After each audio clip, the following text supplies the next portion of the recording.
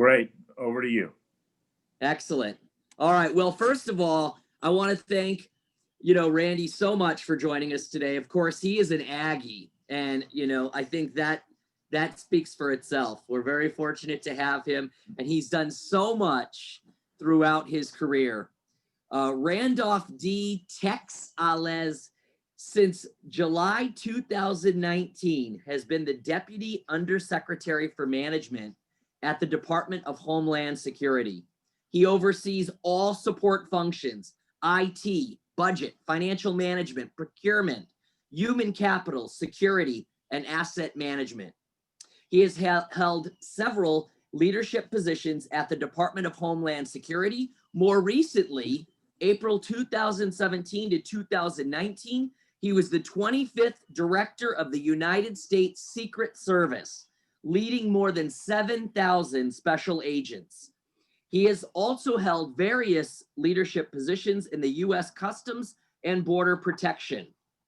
Prior to joining the department, Mr. Alez served in the U.S. Marine Corps for 35 years, retiring in 2011 as a Major General.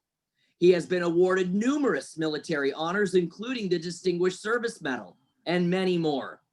His squadron was also awarded the 1997 Robert M. Hansen Award for Marine Corps Fighter Attack Squadron of the Year. He has his bachelor's from Texas A&M University and a master's of art in National Security and Strategic Studies at the Naval War College. And again, without further ado, we are so grateful for you being here and taking an hour of your time. We know you're a very busy person. Welcome to Aggieland. Welcome back. All right, great. Well, thanks. It's great to be here. As I told Richard, for those who joined, in back of me, you see the beautiful HUD building, Housing and Urban Development, the ugliest building in Washington, D.C. It's what they call brutalist architecture, is what I'm told. I'm not an architecture expert, but that is what the building is. I talked to somebody who worked over there. I said, what's it like inside that building? He said, it's like being in the basement on every floor. So I'm not sure I would want to work there. The building I'm in is a old War Department warehouse, which was converted to a government office building in the 50s, which I think was the last time it was renovated, but that's something we're working on in my area. Is we're actually have a big project underway for Department of Homeland Security. We own millions of square feet of office space, and we're trying to consolidate that space. One thing we discovered before the pandemic and now in the pandemic is that a lot of our office space is not utilized to capacity. We found in an average day about 50% of our offices are occupied. So we are going to, along with a lot of commercial entities, look at our offices overall to see how that fits for us going into the future. Which is going to obviously involve downsizing of some of that office space. We don't need as much as we have here. I think commercially they'll do that too. And I think as y'all are experiencing here, I'm assuming y'all are doing a lot of remote work, which we've discovered has its pluses and its minuses. One of the minuses, by the way, is isolation. We've had a number of problems on the mental health side, just because of the isolation that's incurred by teleworking so many people. Our workforce at DHS is about 250,000 people. About 100,000 of those are what we call frontline operators. They're your TSA officers, your CBP agents, Border Patrol agents, HSI investigators, Secret Service agents. They obviously come to work every day. But the rest of the force that is office working is probably in the high 90s in terms of teleworking right now.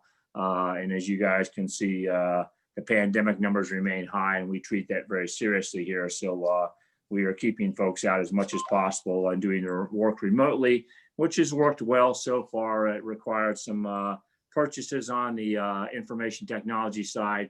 We went from about 20,000 VPN connections a day to now we can run over 100,000 a day, which is what we typically see for the department. That required some work to ramp it up, but it's working well for us now. We didn't have too many hiccups there.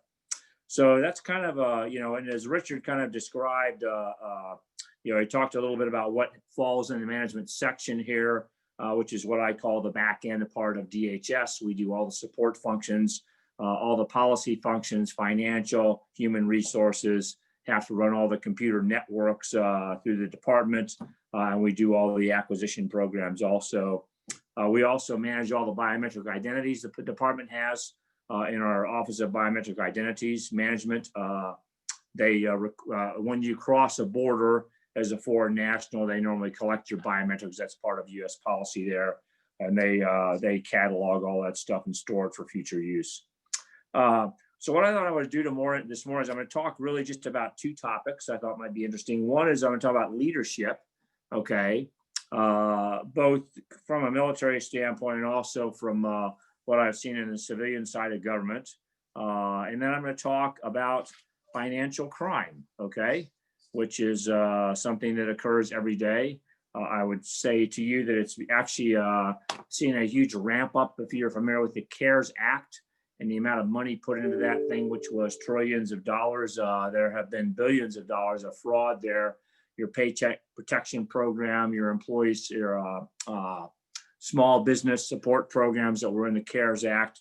A lot of those are administered through the states, and depending on how good the state is in terms of its financial controls and fraud detection is an aspect in terms of how much of that money has been fraudulently obtained. And there's a lot of it that's been fraudulently obtained at this point.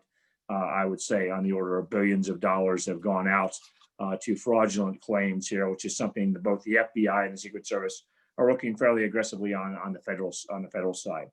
So we'll kind of cover that at the end of this thing here, and then we'll obviously take questions out. I'm gonna plan on stopping this at 10:30 so we can entertain whatever questions y'all have at that point, and we'll go from there. Okay, so that's kind of my plan here going forward.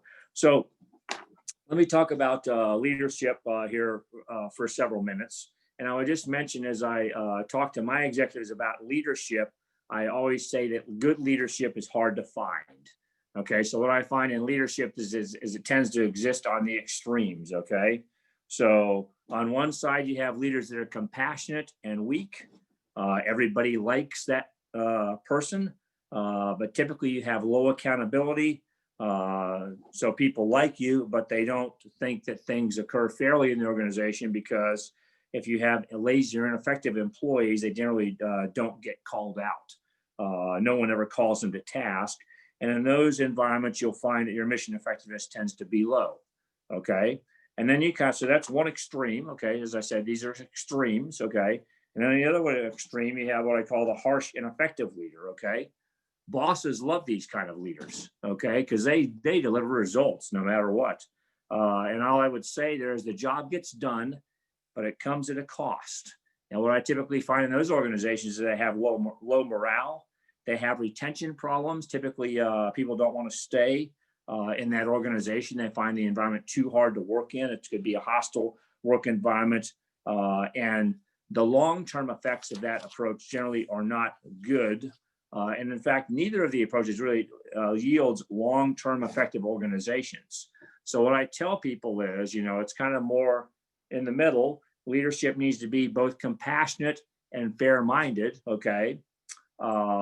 And it needs to have in view the mission of the organization, in addition to the people that perform that mission. Now, that's important to understand, I would say, because if you lose the focus of why your organization exists, and this is particularly true in government, so why does the Department of Homeland Security exist? It has missions to perform. If those missions go away, then why does the taxpayer want to pay money for those organizations?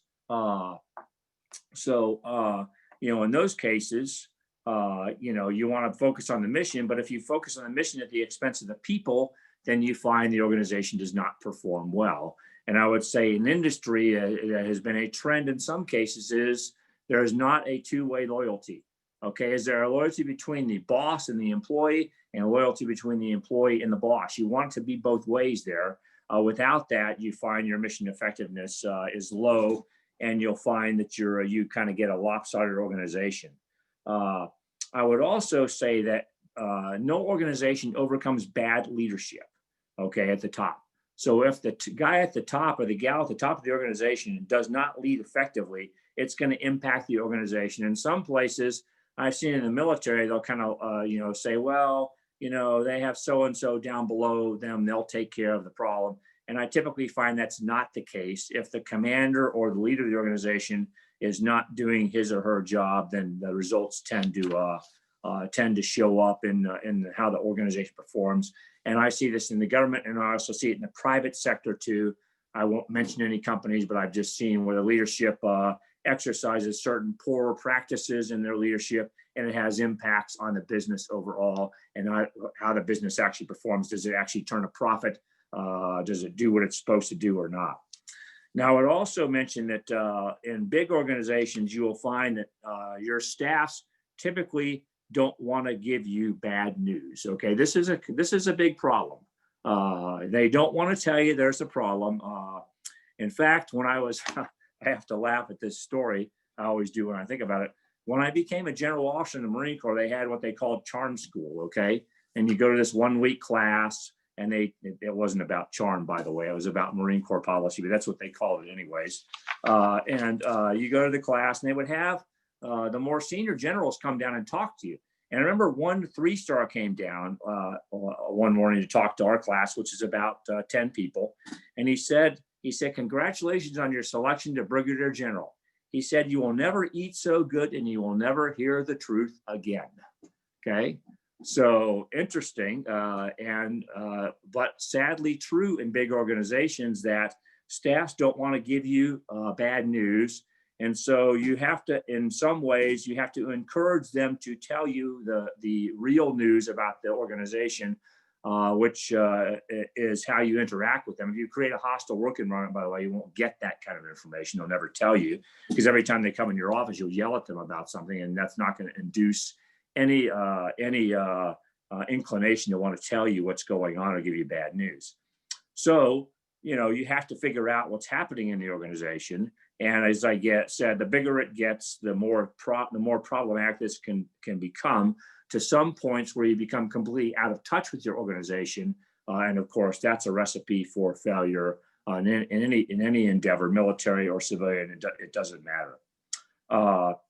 So I would just say that people generally don't like conflict, or bringing the boss bad news. I would say those that do actually create their own problems. So the fact that you might think yourself conflict adverse, that's something that we all have to work to overcome. I would just say that to you. It will be important you can deal with conflict. And if you love conflict, then that can present problems to you also. So again, those are kind of some descriptions of the extremes and the fact that you need to communicate with your organization. They need to be encouraged to bring you information at all times, and whether the information is good or bad news. I would also say that good leadership means good administration. Okay, so if you're familiar with World War II and Admiral Chester Nimitz, a Texan from Fredericksburg, he was a Pacific Fleet commander. And he had a vast enterprise to control, and just being a good leader was not enough. So when a battle occurred, particularly a naval battle, you had to have all the stuff in the right place at the right time. And if you didn't, it meant you're probably not going to succeed. So and Nimitz was famous for his ability to bring all that together and to pick good people to run his organization. And I'll talk more about him in a few minutes as we think about some other aspects of leadership here. But he's a good example of someone who is a good administrator and could actually utilize his staff to bring together all the necessary components of military power and supply and all those kinds of things to actually prevail in battle. I would also say something about leadership is that it costs. So this is a quote from a man named J. Oswald Sanders. He was writing a book to church leaders, okay, not to secular leaders, but I think his principles apply. And he says, no one need aspire to leadership in the work of God who is not prepared to pay a price greater than his contemporaries and colleagues are willing to pay. True leadership always exacts a heavy toll on the whole man, and the more effective the leadership is, the higher the price to be paid. Quentin Hogg, founder of the London Polytechnic Institute, devoted a great fortune to the enterprise. Asked how much it had cost to build up such a great institution, Hogg replied, not very much, simply one man's lifeblood. That is the cost of every great achievement, and it is not paid in a lump sum, It is bought on the time payment plan, a further installment each new day. Fresh drafts are constantly being made, and when the payment ceases, the leadership wanes. So I found this to be true, whether in the church or really in secular work, as we're talking about here, is that if you want a good leadership, is going to cost you if you want to be a good leader. It's going to cost you in terms of time and numbers of different aspects and how you focus your life. So that's just important to remember when you think about leadership, is good leadership is going to cost. So I'm going to talk here for a few minutes about some components of leadership.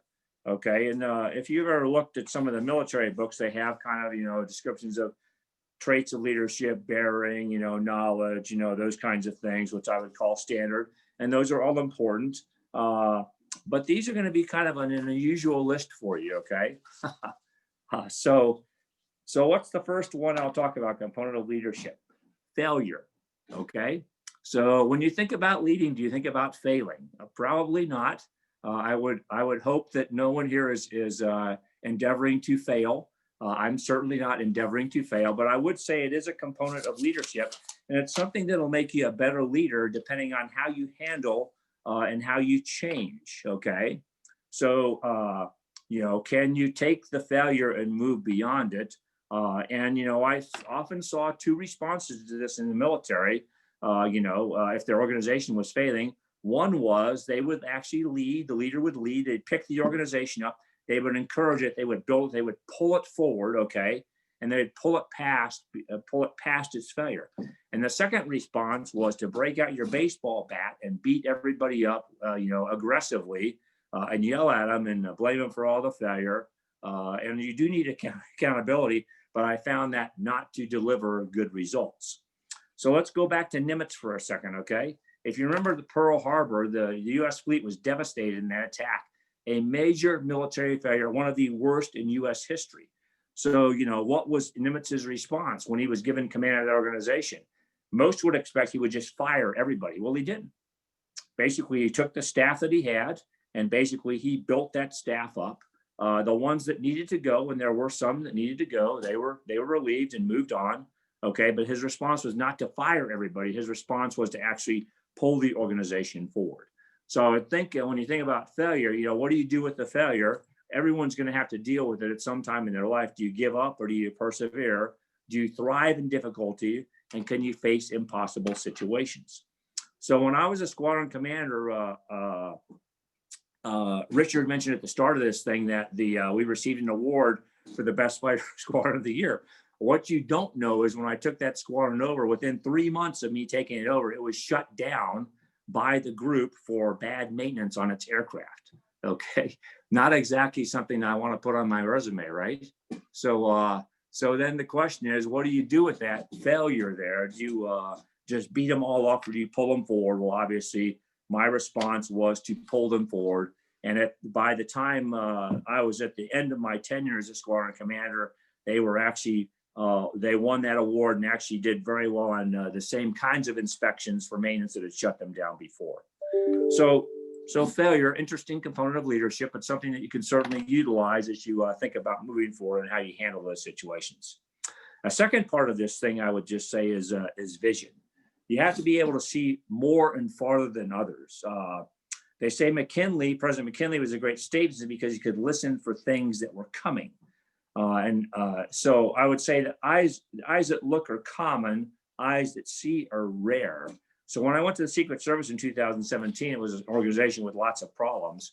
If you recall, shortly after Trump was inaugurated, there was somebody who wandered around the White House grounds for 15 minutes before he was arrested.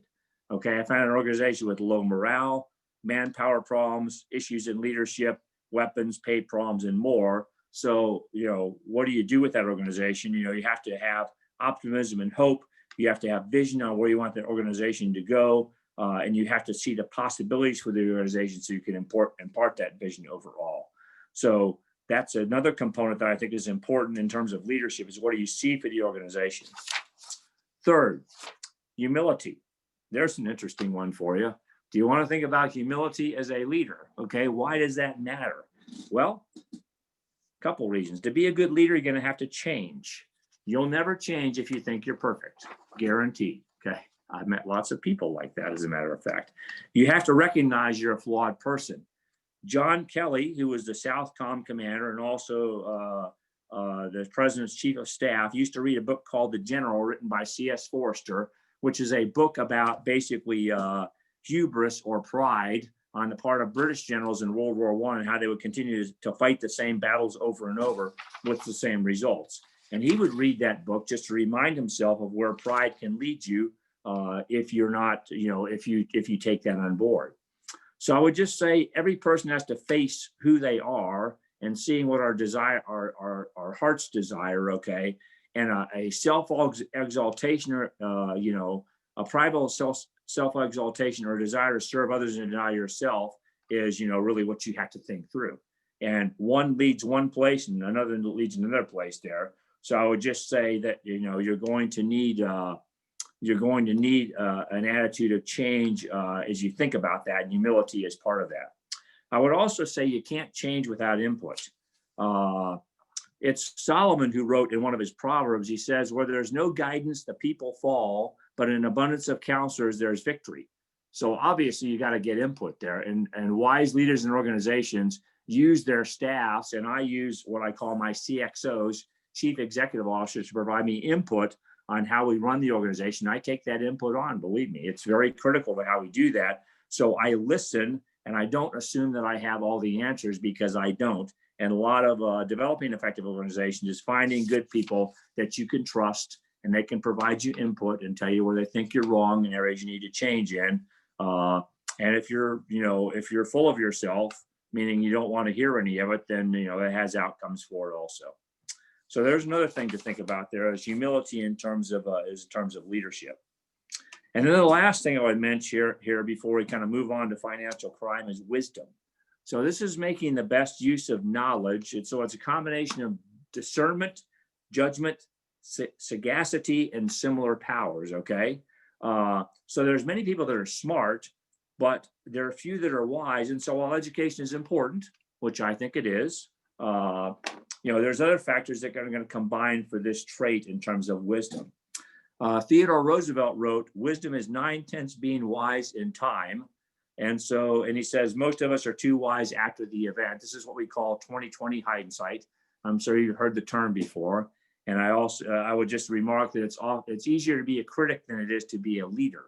Wisdom's a key component of that, And I would just say wisdom, as I mentioned here with counselors, it listens. It has some humility to it. It's listening, it's leading. You can find knowledge is proud and deaf, wisdom teachable.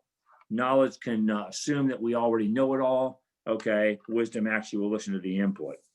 One writer said this, knowledge and wisdom, far from being one, have oftentimes no connection. Knowledge dwells in the head, replete with thoughts of other men. Wisdom in minds attentive to their own. Knowledge is proud that he has learned so much. Wisdom is humble that he knows no more. So again, the ability to hear from your people that are your subordinate leaders is important. Humility and wisdom are important traits of that. And then the last thing I would just mention here, just briefly, is in leadership, it takes courage. We talked about conflict. It's not my desire. I don't long for the days when I have to tell a senior executive that they're not performing up to par, or that they're not getting the bonus they thought they were getting, or that they're being moved to another position, or that I'm processing them for a performance improvement plan. Or delivering bad news to my boss because something went wrong. But it takes courage to fess up to that stuff. And without that, things generally don't go well. I'll just leave it there at that point. So there's a few thoughts on leadership. So let me turn now to financial crime. This is kind of, I don't know if this is one you ever unpack there, Richard. Maybe not. I don't know. Well, we haven't come across it to my knowledge, which has been a good thing. But we know it does exist out there for sure, especially in some of the countries I've been to. Yeah, so we'll talk about I'm going to talk about crime here. Some of these are real cases. Actually, everything I mentioned is a real case. I won't necessarily always identify who the case was with or against, but I would just mention that the integrity and reliability of the U.S. financial system is critical nationally, but it's also critical to the success of any business. You have to have confidence that the money you have in your hand, that when you're making transfers and when you use your credit card, that these are reliable institutions, that they're safeguarded and that are protected. So that's important. If you recall, or maybe you don't recall, but the Secret Service was created because of the threat to the U.S. financial system right after the Civil War. And about, they say, close to 40–50% of the currency in circulation was counterfeit. So that had an enormous impact if you're expecting your payments to be valid, as the currency you're actually being paid in a legitimate currency. And at that time, that was a huge problem.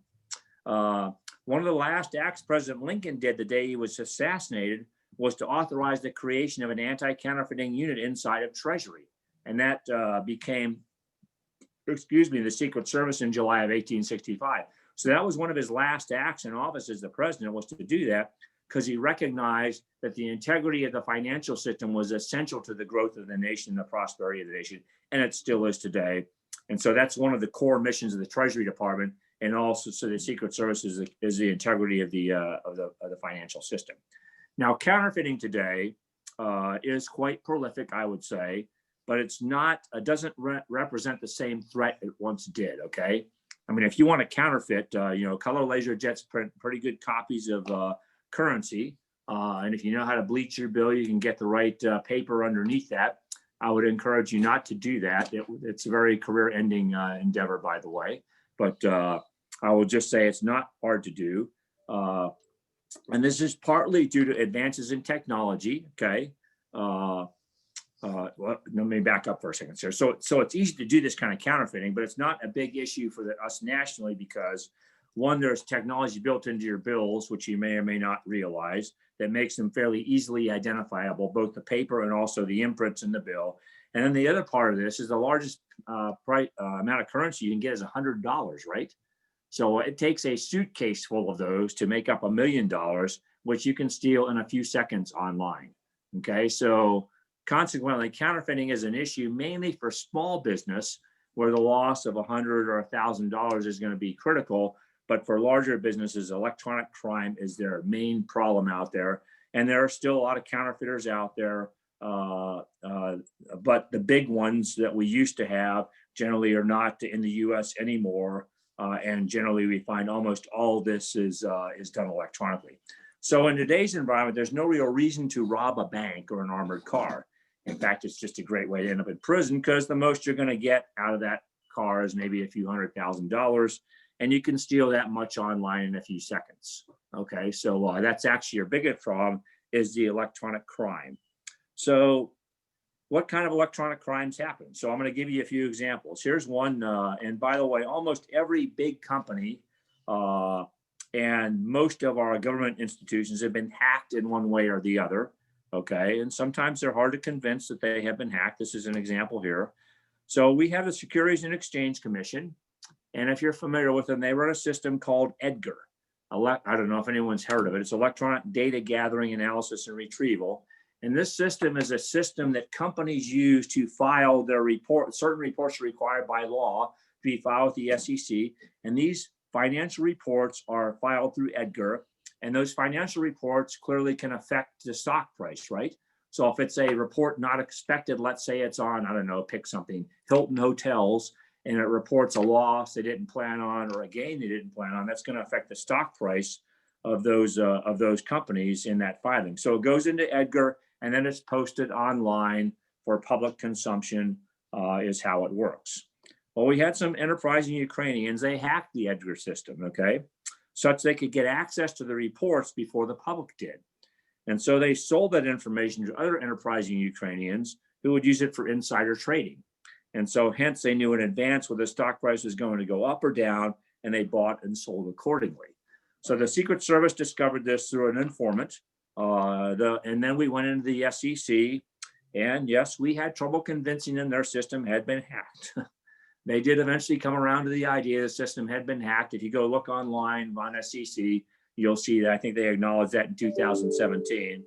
But it was we did roll up all the hackers, and then the FBI handled the insider trading part of the operation. So they prosecuted the security fraud part of this thing. But interesting how the criminals figured out to get into the system and then actually how to utilize the data to their own advantage and use it for insider trading. So there was one example of it.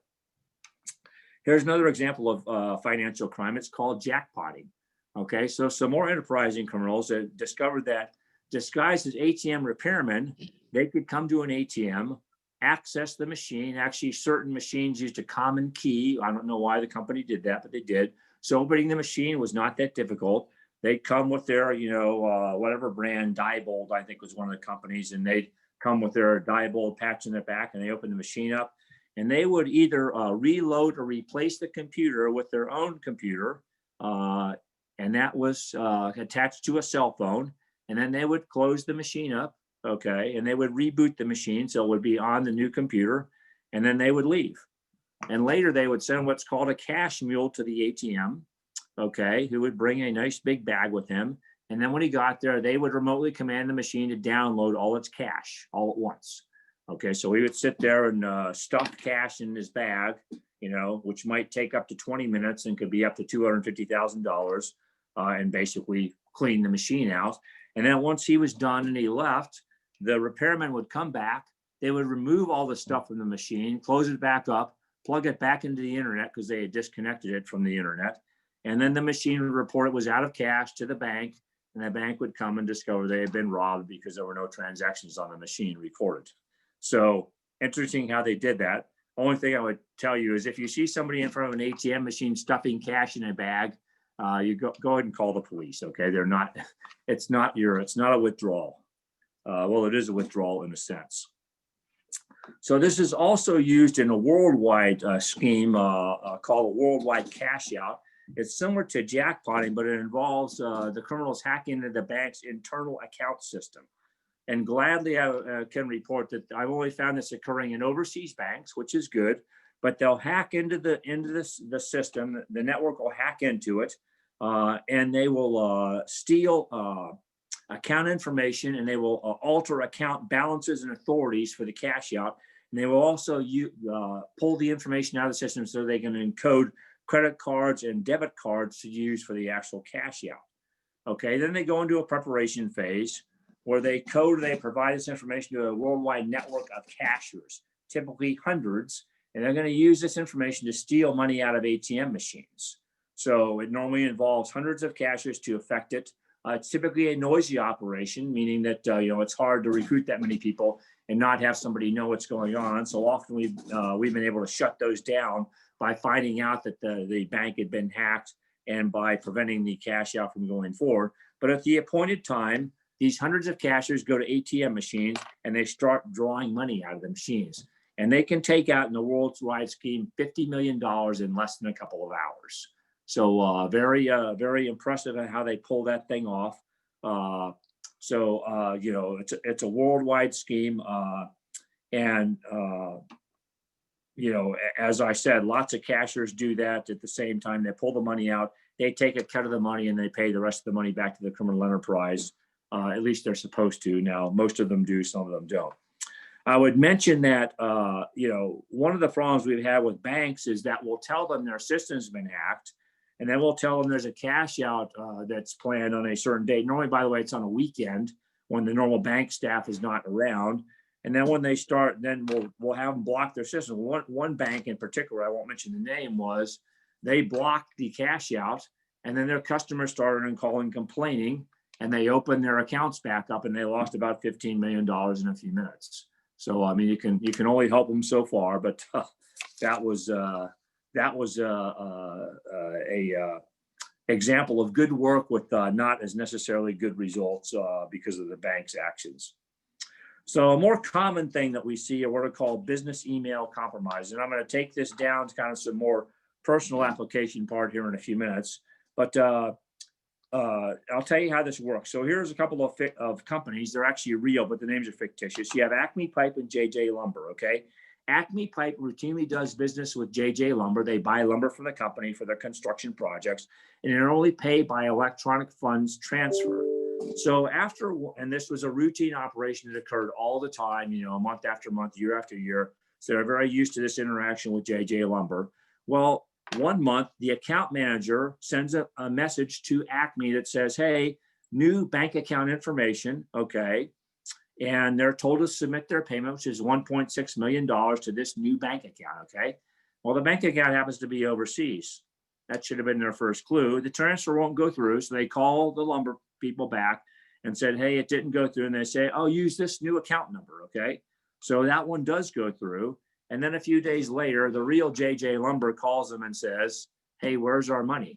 You know, you owe us 1.6 million. And then Acme recognizes that they've been hacked and the money has been sent to a bogus account. And what typically happens is the money gets transferred to an overseas bank. It's converted into a cryptocurrency that's untraceable. And then that's typically the end of it from that point. Okay. So that was one example. Second example was Marriott Hotels. Okay. Big business. They likewise do a lot of electronic transfers. In 1 week, they made 3 transfers, electronic transfers to vendors for $7.5 million. The day after the last transfer, they recognized that it was bogus. They were sending to bogus accounts. So they called, they did something right. They called the local Secret Service office. They said, hey, we've been defrauded. They said, okay, give us the information. They went in, they got what's called a seizure, a federal seizure warrant, and they stopped the payments from going out. So we got 4.5 of the 7 million back, okay, because they responded promptly. And I would say corporate lawyers are probably your worst enemy in this situation because they'll tell you to hold, no, don't say anything because we might have liability here. Well, if it's typically over 72 hours, we can't get the money back. There are some time delays built into the automatic clearinghouse and the Swiss system, but if you exceed those, typically the money's gone overseas, cryptocurrency, and you can't get it back at that point. So let me just bring this down maybe to a more personal level, which is credit card fraud. So credit card fraud isn't typically what they used to do. So it was several years ago now. My bank company, if they detect a charge that they don't think I've charged, they'll send me a note, hey, do you authorize this charge? So one day I'm at work and I think I'm walking down for lunch and I get a text message and it says, hey, charge for $15, yes or no? I'm like, well, I didn't say anything because I didn't know if my wife had made the charge or not. Then a few minutes later, one comes in for $150. And then a few minutes later, one comes in for $15,000. Okay. Obviously I said no. I called the bank, said, hey, our card's been hacked, turn it off. And they did. So that was the old scheme. Now, typically what they're going to do, if they get your card information, they're going to charge a low amount, probably a couple $100, maybe up to 500. And they charge small amounts because, probably you all are like me. I have a credit card thing. It's like this long, right? It's, this huge list of charges for the month. Okay. And, I'm sorting through everything on there. I usually do like I'm supposed to, but sometimes I don't. And so if someone's charged off a couple $100 on there, I might not notice. So that's one way they do it. And then they'll just toss the card after that. That way it's harder to, they're harder to catch. It's also harder to build a case against them because the amounts are small, a couple $100. You got to chain all that stuff together. Some special agents got to do all that grunt work to do that. So it's just hard to catch them. So typically, so that's one scheme they use. Another scheme they'll use is they'll steal your card information and they'll sell it to a carding forum. Okay. These are illegal forums that exist typically overseas. Okay. And if you're a criminal and I want to do some credit card work, I'll buy a block of cards, 10,000 card numbers. Okay. And typically I'll find about 5,000 of those cards are still good. And I'll use those for some kinds of electronic fraud. So again, there are actually people that lose their cards that don't report them lost. And they're very vulnerable to this kind of scheme. Or they might have your number, which is, by the way, popular in Texas, is they have your number skimmed at a gas pump. So, when you swipe your card through the skimmer there, okay, if they have put a skimming device into that pump, which they can do, it's a Bluetooth enabled device. When you skim the card, just records the number. Your charge still goes through, no problem at all on the charge going through. But they record the number, and the criminals will drive by, later in the day, and they'll download the cards off the skimmer and use the numbers for some kind of fraudulent activity. So it's interesting. How do you detect that? Well, you look for the seal on the pump to make sure it's intact is probably the key thing you want to look at.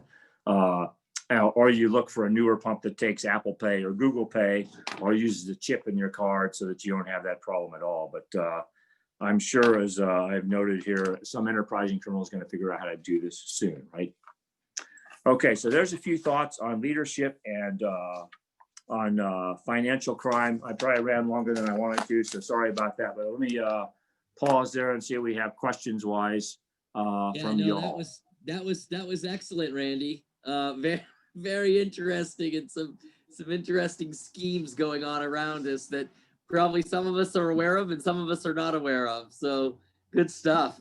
Yeah, I didn't get into elder fraud there. All I would offer to you personally is that you get emails that telling you have a problem with your account or a phone call or whatever. Don't believe it. So I got a call recently. It was for health insurance, for our health insurance thing. And basically they told me there was a problem. Actually, it was legitimate. But what I did is I went to the website. I got their information, the actual phone number and the web address. And then I sent them a note. And then to ensure I'm actually talking to the real person, one enterprising company bought a Google ad, which was a high-end securities firm, and got people to hit that ad and actually log into their account. Well, they didn't log into their account. They were providing their account logins to this criminal, but they actually had bought a Google ad that looked legitimate on that Google webpage. So they're very enterprising, I would say. Most definitely. Excellent. Well, we got some questions here for you. So Ryan Staples, one of our MBAs, asks, when an employee doesn't meet expectations, how do you hold them accountable without destroying the relationship or being too permissive? And how would you approach the same situation with a peer? So I think for an employee, I think, so I just have to tell you what I honestly find most often, Ryan, is that people are not honest.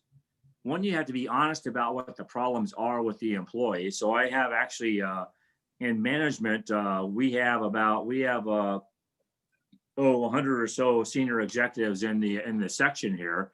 And I'm often sent people from other parts of the department that are not performing well. And I find that they typically don't tell them the truth about their performance. So a key part is being truthful with them. And then after that is laying out plans on how they can improve their performance. So there is a process in the government that we go through to do that, where you counsel the employee performance improvement plan. And then they basically, if they're doing well on the plan, then all is well. If not, then they get fired. But what I more often than not find is people don't want to have the conversation at all, and they don't really relay truthful information to the employee, and consequently, it's hard for them to change.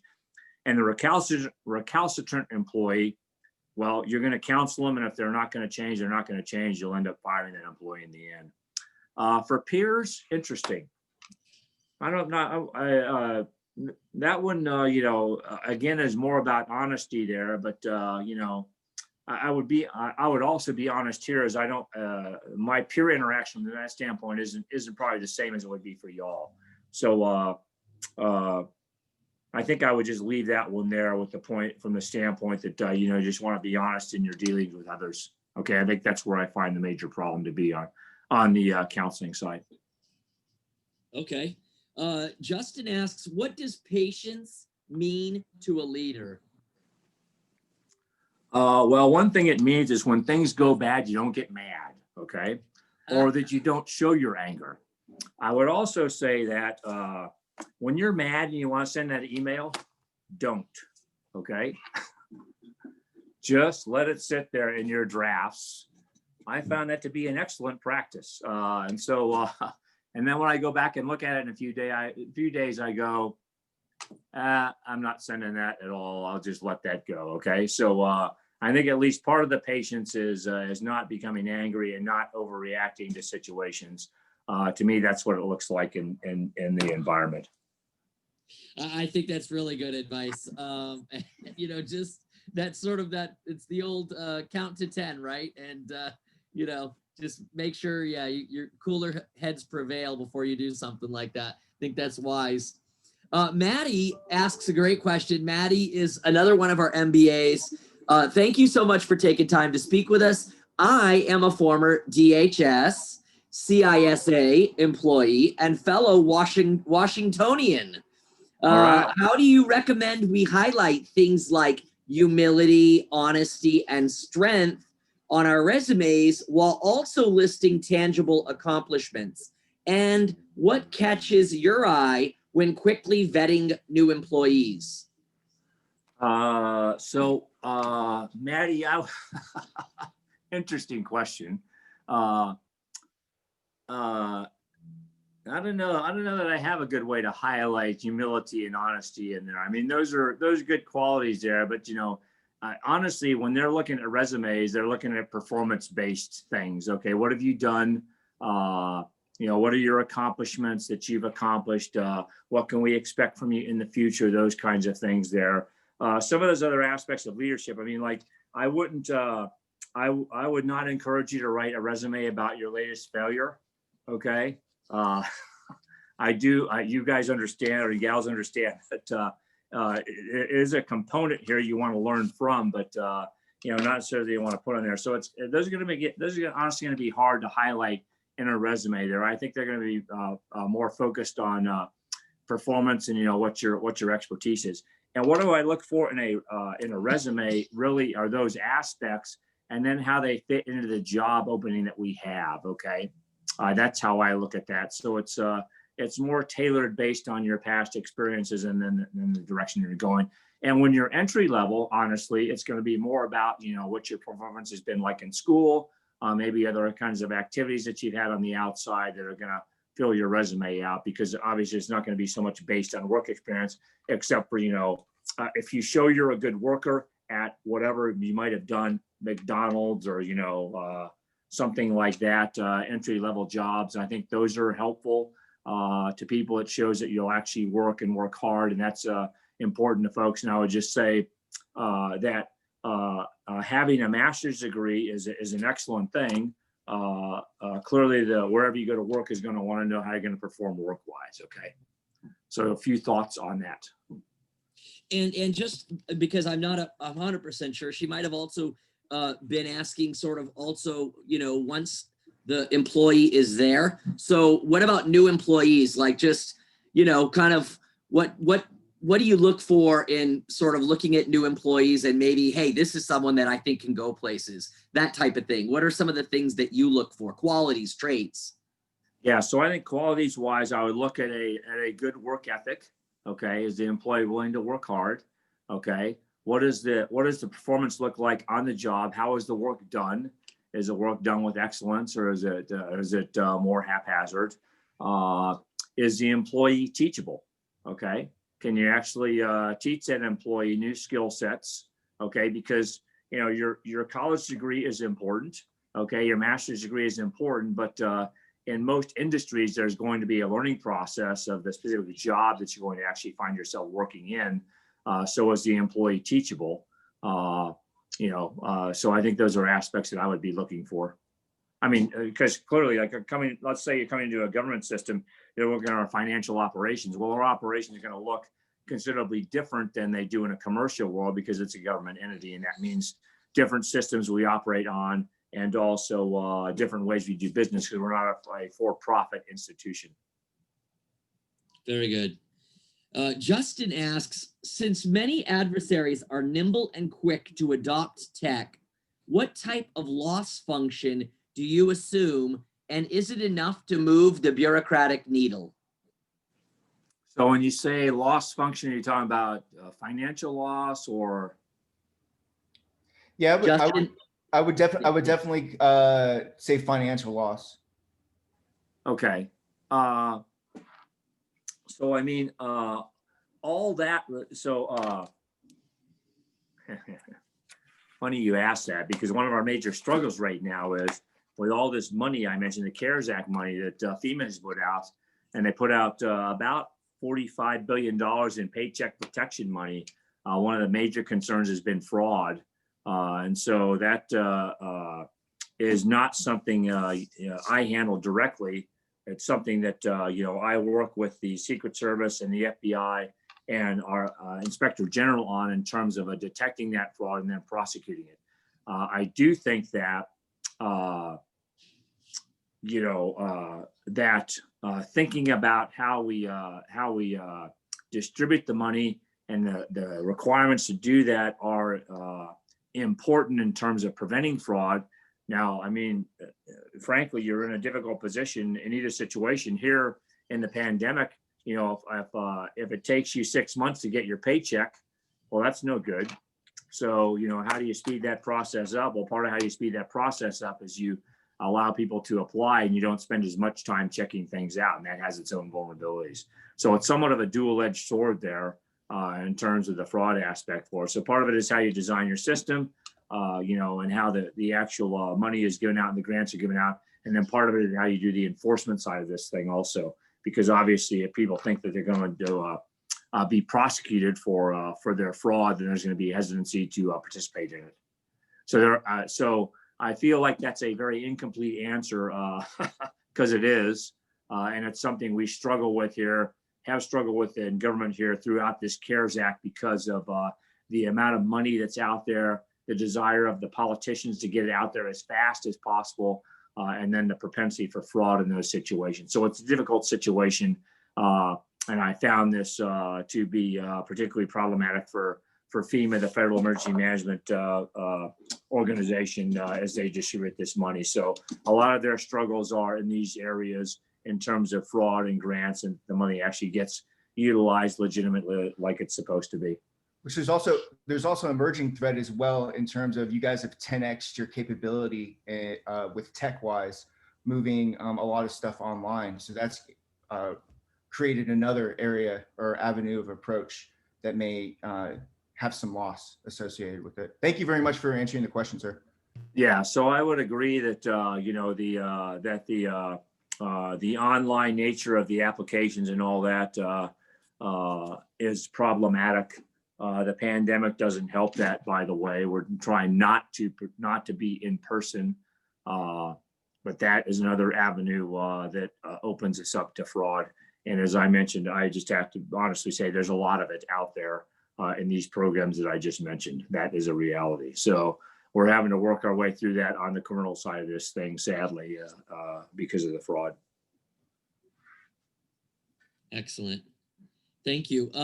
Christopher Pena says, hurrah, and thank you, Mr. Alez, for taking time out of your day to join us.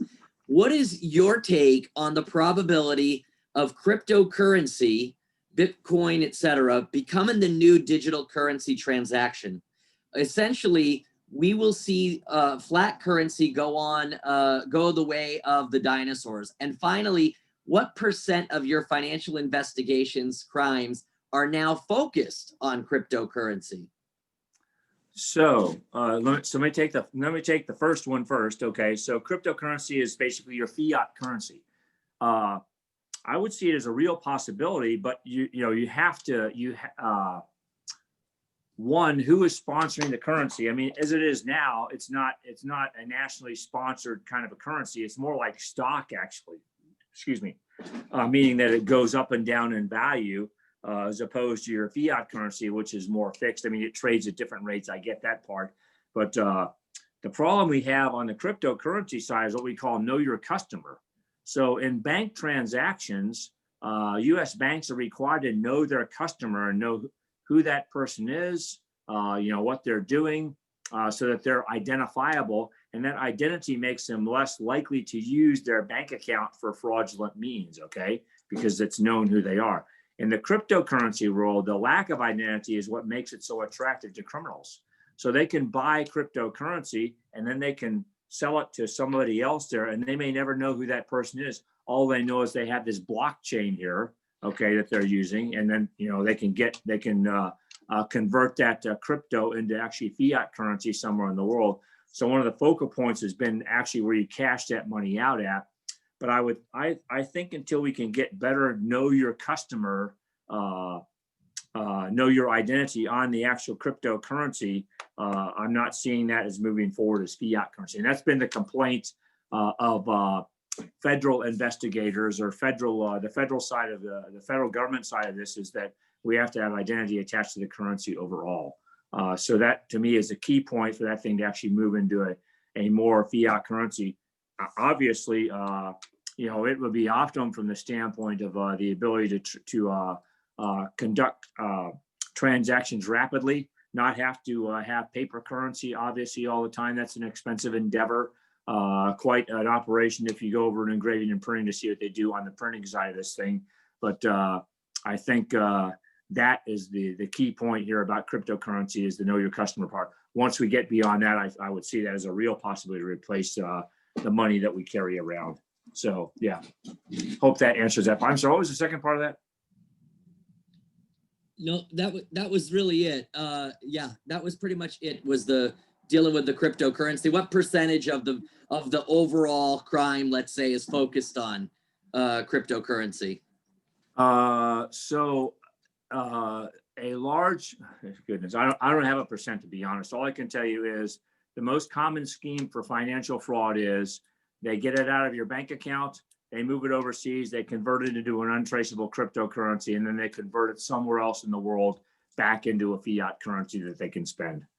That's typically how it works. So for the stuff that moves overseas, I'd say a high percentage of that moves into some kind of cryptocurrency. Excellent. I also have Meredith Walker, who's the executive director of the Texas Business Hall of Fame, is on, and she'd like to ask you a question. Sure. Go ahead, Meredith. Hi. So I assume there's a lot of incentives in the private sector for them to collaborate very closely with you on fraud. Does most of the innovation initiate in the private sector, or does most of it initiate through collaborations with government agencies? I mean, where are the most effective solutions to fraud? Where to start? In business or in government, or is it usually a combination? So I would say, I think it's mostly private, but the combination part is critical. We have a number of interactions with the FBI and the Secret Service do with the private sector, that particularly with their credit card companies, to help detect fraud and find those kinds of things, and determine and define better ways to move your currency electronically where it won't be defrauded. Okay, but I would say it primarily resides, because the development of that's going to be in the private sector, but actually how you prevent that fraud, I think, is an interaction between the federal sector and the private sector, because really the federal sector is how you see how it's done, meaning the investigator, the special agent, the one who actually sees, okay, how did they actually do this? Those things I just gave to you, like the SEC, and those were all by federal special agents that did that work. So you need that interaction between the feds and the private sector, but the development's probably going to be in the private side. So some things like the chip card, Apple Pay, Google Pay, those things that provide us more secure means, were all done commercially. SWIFT, which is your system which moves your transactions overseas, was done commercially. But interaction with federal officials and also law enforcement officials, both at home and overseas, has helped make that system more secure, because they had some problems initially in how they did the transfers.